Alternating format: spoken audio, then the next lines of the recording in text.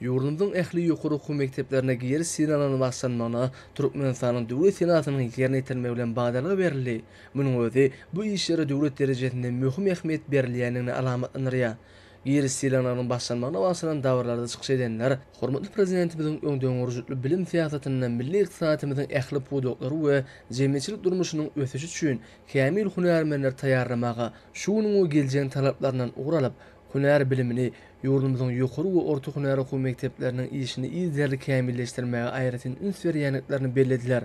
Olar halkara parakatçylyk gunaşmak ýerine okuwlaryny tamamlap, önümçüligi işe ýolanan hunarmenleriň ýokary we orta hunar okuw mekdeplerine okuwa kabul edilmegiň meýilnamasynyň şeýle-de täze açylýan hunarlardyr taýýarlyk uğurlarynyň masalyny hem aýdyn göz ýetirmek bolýanyny naktadylar. Ýurdumyzda ýeşilliň döwleti degişilýär görnüşindäki ilkinji ýokary hunar bilim idarasynyň, ýagny Türkmenistanyň Senatçylar we Telekeçiler Birleşmesiniň Halkara Senatçylar we Telekeçiler Uniwersitetiniň döredilmegi täze okuw ýylynyň esasy aýratynda boldy. Şeýle hem ýokary okuw mekdeplerine geri sinalarynyň başlanmagyna başlanan dawarlarda öz saýlap bilen hunarlar boýunça ýokary bilim almak isleýän dalaşgarlara okuw ýermekde üstünlikler arzu edildi.